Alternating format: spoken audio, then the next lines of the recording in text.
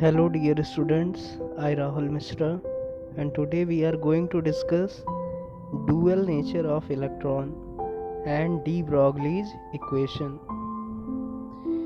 So what is dual nature of electron? So according to Einstein,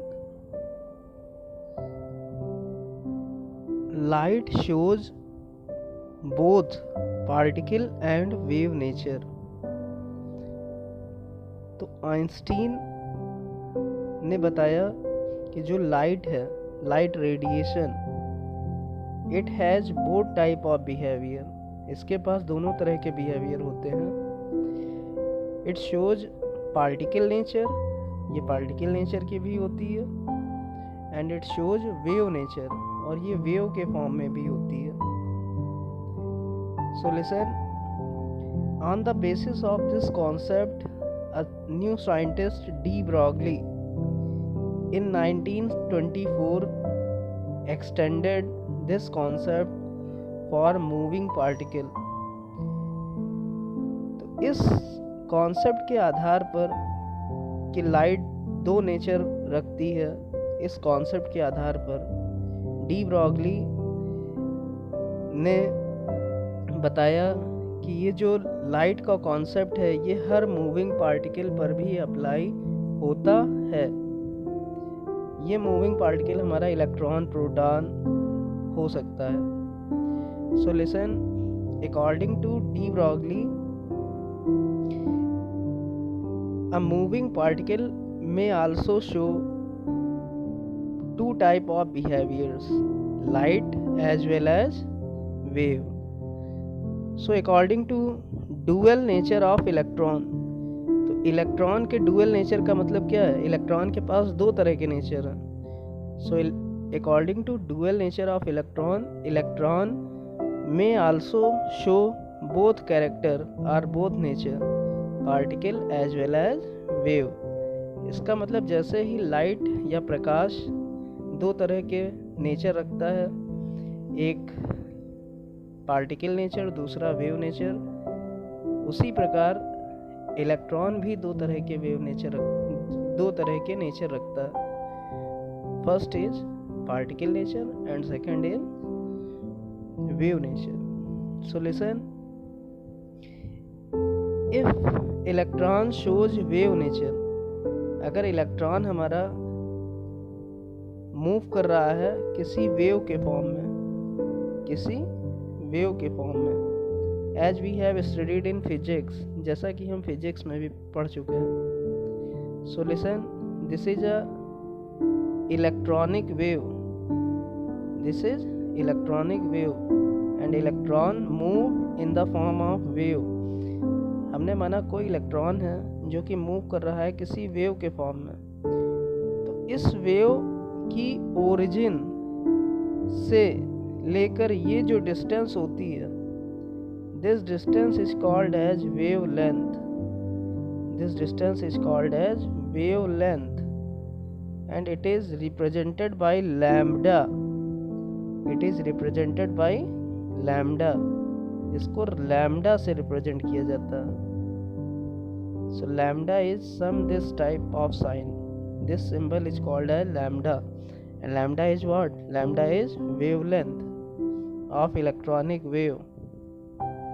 तो जो wavelength होती है lambda, this wavelength is given by de Broglie's equation। ये wavelength electron की de Broglie equation से दी जाती है, and de Broglie equation is lambda equal to h upon mv। जो lambda होता है वो h upon mv के barabar होता है, or we can say mass into velocity is equal to what? It is equal to momentum। So lambda equal to h upon p। This is also another form of de Broglie equation। यही de Broglie equation की दूसरी form है, because here m into v can also be written as p। So lambda equal to h upon mv or lambda equal to h upon p, both are de Broglie's equation। Now we will derive this equation। So according to Planck, we all know that energy always absorb or evolve in the form of energy packet. जो energy है वो हमेशा अगर absorb होती है तो भी energy packet के फॉर्म में, अगर रिलीज होती है तो भी एनर्जी पैकेट के फॉर्म में। और एक एनर्जी पैकेट की जो वैल्यू होती है, the value of one packet of energy it is H new. जैसे लाइट रेडिएशन है तो लाइट रेडिएशन की जो एनर्जी होगी वो किस फॉर्म में होगी? It will be in the form of energy packet and the energy of one packet will be h nu, where h is what? H is Planck constant and nu is frequency of light radiation, frequency of light radiation, जहाँ h Planck नियतांक है और new क्या है? Frequency, उस light radiation की frequency जिससे कि हमको एनर्जी मिल रही है। So listen, according to Planck E बराबर H nu, E is equal to होता है एच न्यू के बराबर। So listen, we all know that nu it is frequency and nu equal to c by lambda. You have studied this formula in physics. Frequency equal to speed of light c divided by lambda wavelength. जो frequency होती है वो speed of light और wavelength के ratio के बराबर होती है। So on putting the value of nu frequency it is equal to c by lambda. So E will become E is equal to हो जाएगा, न्यू की जगह हम रख देंगे c by lambda. So E will become what? hc by lambda, where lambda is wavelength. So listen, from Einstein's equation E is equal to mc square. जो Einstein होता है, आइंस्टीन ने क्या कंसीडर किया? इलेक्ट्रॉन पार्टिकल नेचर का होता है और उसके हिसाब से जो एनर्जी दी वो बताया E is equal to mc square. तो दोनों ही एनर्जी की वैल्यूज हैं. So from equation 1 and equation 2 we can write mc square will be equal to hc by lambda. It means what? c and c cancelled out and lambda will be equal to h upon mc. यहाँ lambda जो होगी wavelength, उस radiation की wavelength जो कि किसके बराबर होगी? h upon mc. यहाँ लाइट हमने ली थी तो c क्या थी? Speed of light. But when we take electron which move velocity v, अगर हम कोई इलेक्ट्रॉन की बात करें जो कि v वेलोसिटी से मूव कर रहा है, तो हम यहाँ पर स्पीड ऑफ लाइट c नहीं लेंगे, c की जगह हम रख देंगे v. It means lambda equal to हो जाएगा हमारा h upon mv. And this is what? This is Planck, this is de Broglie's equation. यही क्या होती है? De Broglie's equation. So listen, we all know that mv is equal to p. mv बराबर p होता है mass into velocity equal to momentum. We have studied in physics. So mv की जगह हम यहाँ डिनोमिनेटर में क्या रख देंगे? p. So lambda equal to h upon p हो जाएगा.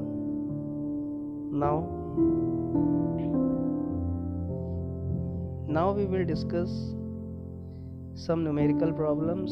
First numerical is, if the speed of an electron is 6.625 into 10 to the power 6 meter per second and mass of electron is 9.1 into 10 की power minus 28 ग्राम, then calculate wavelength. हमें lambda निकालना है, तो lambda हम जानते हैं कहाँ से निकलता है.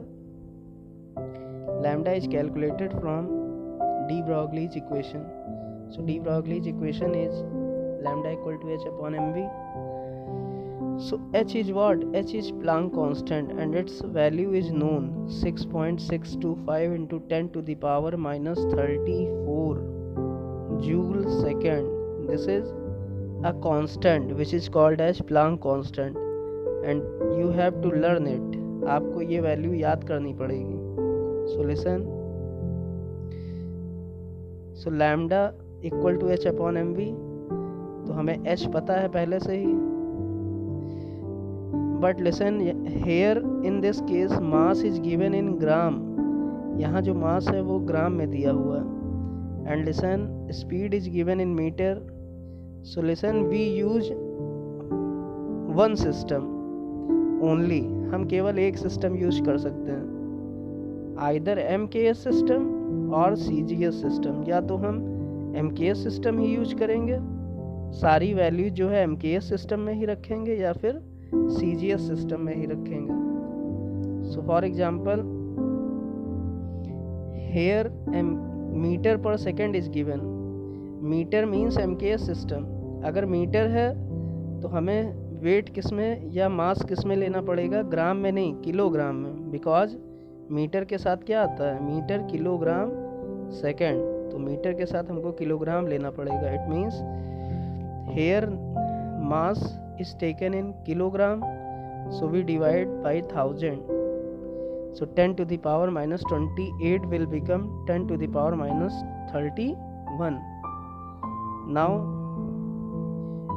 V is taken in meter per second, so we all know that joule is equal to होता है metre, joule is equal to kilogram meter square per second square. Always learn this formula.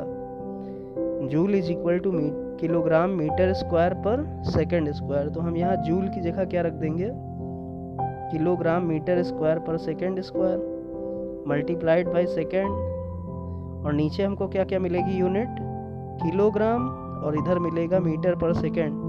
It means what, नीचे हम लोग लिखेंगे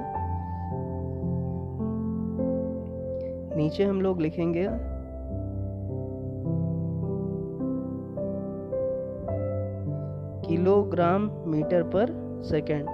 यहाँ kilogram kilogram cut गया, metre से metre cut जाएगा, second is cancelled by second, so ultimately remaining thing will be metre. And we all know that lambda means wave length, lambda is a type of length. Lambda है क्या, एक तरह की लंबाई या length ही तो है। It means lambda, the unit of lambda will be metre in MKS system. इसीलिए यहाँ पर यूनिट को जब हम कैलकुलेट करते हैं तो ये आती है metre. And listen 10 to the power minus 10 metre को हम 1 एंगस्ट्रॉम भी लिख सकते हैं। We all know that 1 angstrom it is equal to 10 to the power minus 10 metre. तो हमारा आंसर क्या आया, 1 into 10 to the power minus 10 meter. It means we can write it is equal to 1 angstrom. Now next numerical is,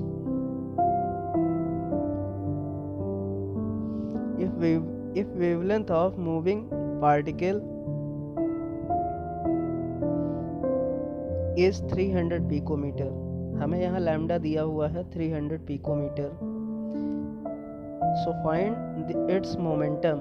We have to find momentum. Momentum means what, mv और p. हमें निकालना क्या है, p की value. Since we all know that from de Broglie's equation lambda equal to h upon p या h upon mv, जिसको h upon p भी लिख सकते हैं।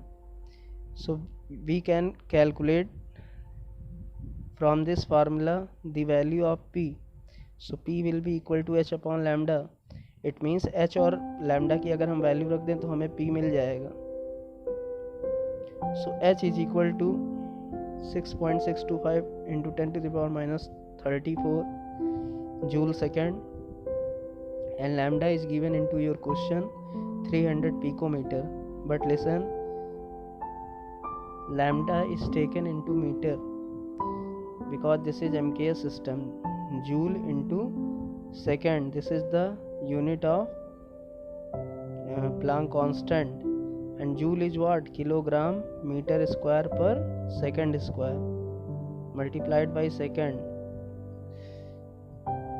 So joule second means what, kilogram meter per second. joule second जो होती है value, ये होती है h की, और joule second को हम लोग लिख सकते हैं किलोग्राम मीटर प्रति second, kilogram metre per second. और नीचे जो ये h का यूनिट हो गया, this is the unit of h। And listen, in denominator there will be what, p equal to h upon lambda, so lambda is taken in meter, so listen, so meter cancel, so unit will be kilogram meter per second. It means the unit of momentum will be what, kilogram meter per second, because joule is equal to हम जानते हैं kilogram metre square पर second square, this is the value of joule. तो हम joule second को पहले solve करेंगे, फिर उसको डिवाइड कर देंगे मीटर से, तो हमारी जो वैल्यू निकल के आएगी, यूनिट जो निकल के आएगी वो होगी kilogram metre per second. Now this is the value of P, this is the value of P, because you have to calculate momentum, so remove this lambda here,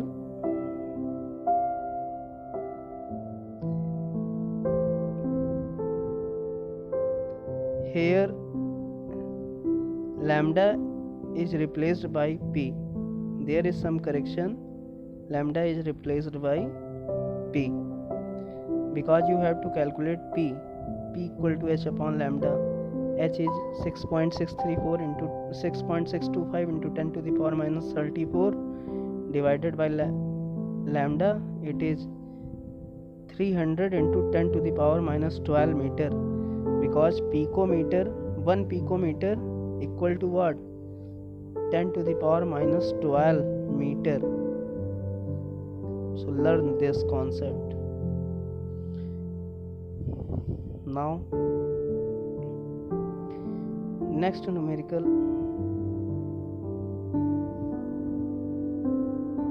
number 3.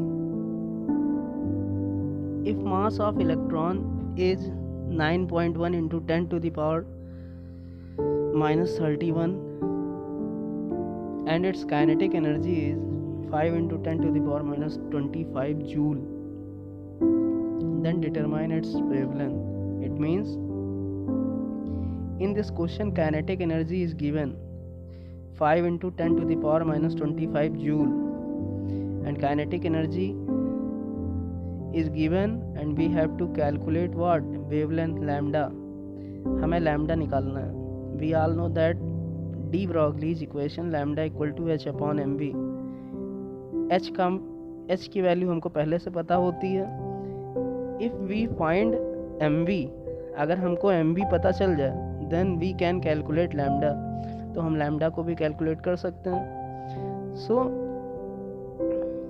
we have to find mv, हमें mv product चाहिए.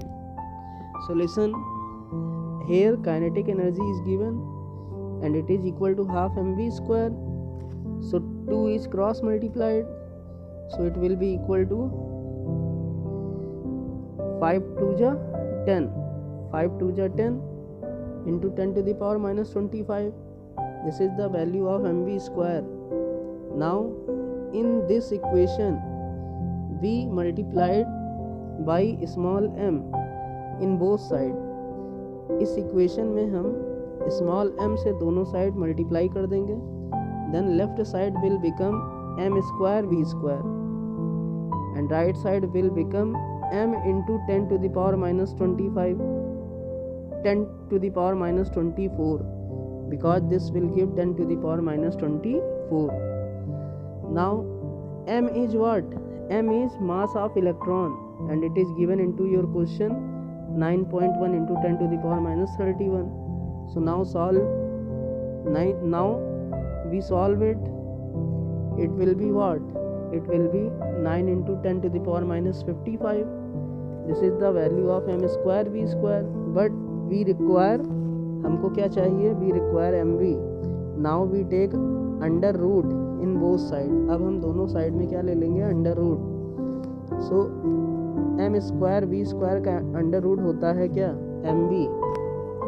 Now m v will become what, 9 into 10 to the power minus 55 to the power half. इसका under root लेने के बाद जो हमारा answer आएगा 9.53 into 10 to the power minus 28. And the unit of momentum is what, kilogram metre per second, as we calculated from previous question. So listen, units को हम बहुत ध्यान में रखेंगे. So listen, in this case the unit of energy is joule. It is given into your question. This is joule. Now if we multiplied by m, so here we multiplied by kg because mass is taken in kilogram. यहाँ जो हमने मास लिया हुआ है ये किस में लिया है, किलोग्राम में. यहाँ यूनिट में भी किलोग्राम से मल्टीप्लाई होगा. Now joule into kilogram. अब हमने यहाँ से जूल इंटू किलोग्राम की वैल्यू निकाली. This will be kilogram square metre per second square. अब यहाँ पर kilogram square metre per second square आएगा. ठीक है, उसका हम क्या ले लेंगे, स्क्वायर रूट. तो हमको अल्टीमेटली मिलेगा क्या, kilogram metre per second. It means we have the value of M V and we all know that the value of H. So we can calculate the value of lambda which is asked into your question. So lambda equal to h upon mv. h की value रखी, mv की value रखी, हमें lambda क्या होगा, मिल जाएगा. और lambda हमारा आएगा किस में, मीटर में. We can calculate lambda into meter. Now next question is, listen.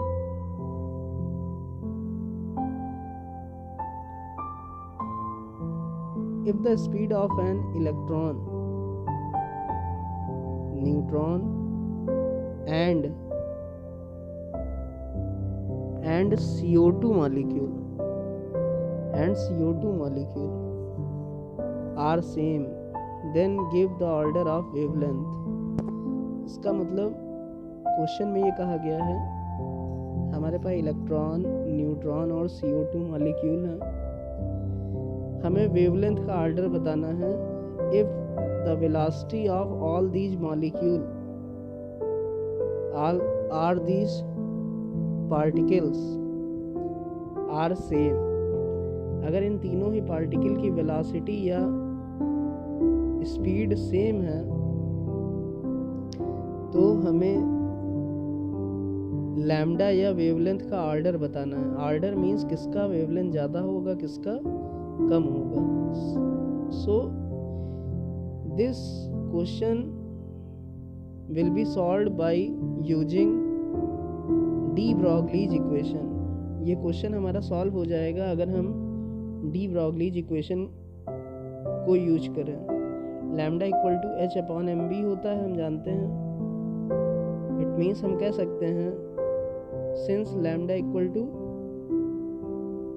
H upon mv, it means we can say lambda is inversely proportional to mass and lambda is inversely proportional to velocity. But question में कह रहा है कि velocity सबकी same है. अगर velocity सबकी same रहेगी तो लैम्डा वेलोसिटी जो वेवलेंथ है वो वेलोसिटी के रिस्पेक्ट में वेरी नहीं होगी. इट मीन्स किसके रिस्पेक्ट में वेरी होगी, wavelength lambda, it is inversely related with mass of particle. जो हमारा पार्टिकल है उसके मास के इन्वर्सली रिलेटेड होगी उस पार्टिकल की wavelength. It means we can से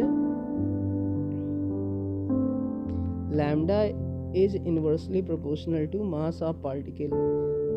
इसका मतलब क्या है, अगर मास ज़्यादा होगा पार्टिकल का तो उसकी वेवलेंथ क्या होगी, कम होगी. मास ज़्यादा पार्टिकल का तो वेवलेंथ कम. So listen here, we all know that in case of electron, neutron and CO2, mass of CO2 will be maximum, CO2 का मास मैक्सिमम होता है 44 ग्राम, देन इट्स लैम्डा और वेवलेंथ विल बी मिनिमम, इसलिए इसका जो lambda या wavelength है ये सबसे कम है। And mass of electron is least, ये मास इलेक्ट्रॉन का जो मास होता है वो सबसे कम होता है, तो इसका लैम्डा सबसे ज़्यादा होगा। So electron has higher lambda और higher wavelength and neutron will be in the middle of electron and CO2. So this is the order of wavelength lambda. Now next question we solve. This question is based on Heisenberg uncertainty principle. So listen, in this question, if mass of a ball is 0.15 kg and uncertainty in its position is 1 angstrom, then calculate uncertainty in speed. Question में कह रहा है अगर किसी भी ball का मास 0.15 kilogram है और उसकी पोजीशन में जो अनसर्टेनिटी है वो 1 एंगस्ट्रॉम है, तो हमें वेलोसिटी या स्पीड में अनसर्टेनिटी निकालनी है। सो this question is totally based on Heisenberg uncertainty principle. So in this question, uncertainty in position is given. This is delta x. It is represented by delta x, and it is given 1 angstrom into your question. And we all know that 1 angstrom is what? 10 to the power minus 10 meter. So you have to calculate uncertainty in speed. It is delta v. So we all know that from Heisenberg uncertainty principle, delta x into delta p is greater than equal to h upon 4 pi. It means the product of uncertainty in position and uncertainty in momentum, it is always greater than or equal to h upon 4 pi. इसका मतलब जो uncertainty इन position और uncertainty in momentum का जो product होता है ये हमेशा h upon 4 pi से ज़्यादा होता है या बराबर होता है। So listen, we all know that P equal to mv, so delta P equal to m delta v. So delta P की जगह हम लिख देंगे P होता है momentum mass into velocity. Now we can write m delta v instead of delta P, हमें क्योंकि निकालना है delta v। So what is the formula of delta v? It is h upon 4 pi m delta x, क्योंकि हम delta v को निकालने के लिए डेल्टा x और m को नीचे ले आएंगे। Now delta v equal to h upon 4 pi m delta x। So in your question small m is given 0.15 kilogram, mass of ball it is small m, and uncertainty in position it is 1 angstrom, so we put 10 to the power minus 10 meter. So on solving, after putting these values we will get answer. So h is what? 6.625 into 10 to the power minus 34 divided by 4 into pi is 22 by 7. M is 0.15 kg and delta x is 1 into 10 to the power minus 10 meter. So delta v means speed and its unit will be meter per second, because all unit taken in MKS system. Now this is the last question, last numerical.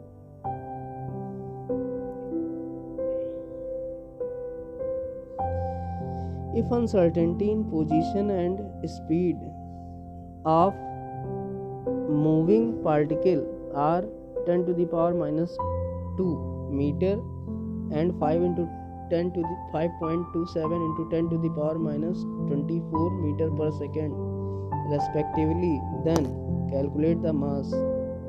It means question में हमको दिया क्या है? Question में कह रहा है uncertainty इन position जो है, इट मीन्स जो डेल्टा एक्स की वैल्यू है ये क्वेश्चन में दी हुई है, और speed uncertainty in speed means delta V की भी वैल्यू क्वेश्चन में दी गई है। So you have to calculate mass small m, हमको स्मॉल m पता करना है, अभी हमने पढ़ रखा था। हाइजेनबर्ग अनसर्टेनिटी प्रिंसिपल से यहाँ से स्मॉल m की वैल्यू निकालेंगे, it will B h/4 pi delta x into delta v। Question में सारी वैल्यूज दी हैं, h की वैल्यू हमको पता होती है, प्री नोन है, but listen here 4 pi means 3.14 or 22/7. Delta x is given into your question.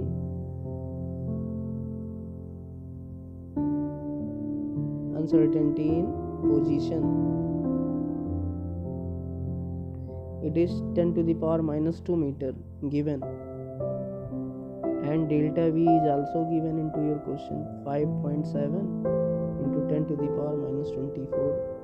Now we solve it mass, and it will come in kg or kilogram. So listen, during solving all question, all numerical problem, you must keep